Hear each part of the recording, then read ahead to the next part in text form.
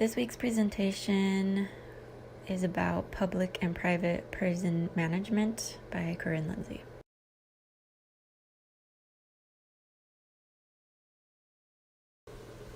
So throughout this presentation, I will cover how even though both public and private prisons share in the act of providing public service and housing convicted criminals, they share certain similarities, but they have major differences.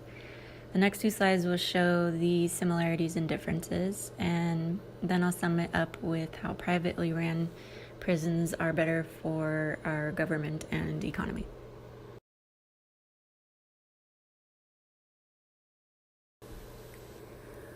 Similarities with public and private prisons is that they're both governed under legislation passed by the people with regards to conditions and treatment of the prisoners. They both have a post-decorb style of management in that there's planning, organizing, staffing, direction, coordination, reporting, and budgeting involved. However, in the next two slides, you'll see how they are used differently. Finally, they're similar in the simple fact that they house the highest population of criminals in the world.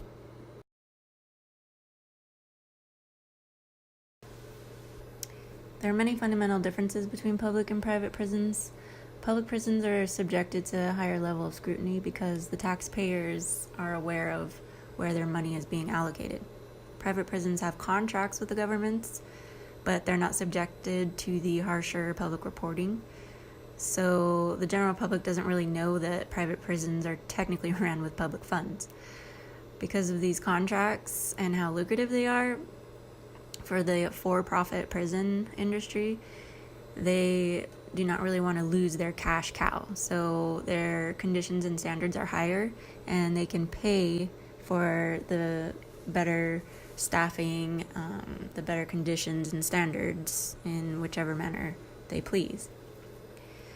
Also, private industries are insured, where public prisons are what's called self-assured, which is basically not insured. So they pay out on their own lawsuits. This money lost comes directly from their budget and is reported, which the public sees and realizes they can basically inflict frivolous lawsuits and get paid because the government doesn't want to spend the cost of litigation. However, the private industry, they don't have anything to lose except for their reputation because they pay their insurance, who will fight for them. So public prisons have unionized workers, where private prisons have at-will employees who are paid more and they would have better credentials. There are many more differences, but for time's sake, those are the most impacting for my argument, which will be found on the next slide.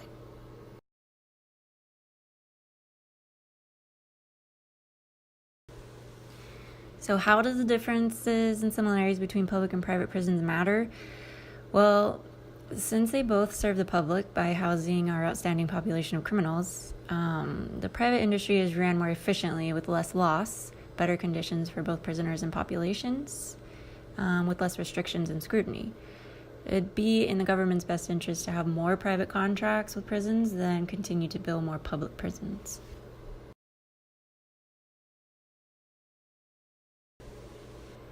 And now I've come to the end of my presentation. Thank you for watching, and if you're interested, here are my references. See you next week. Farewell.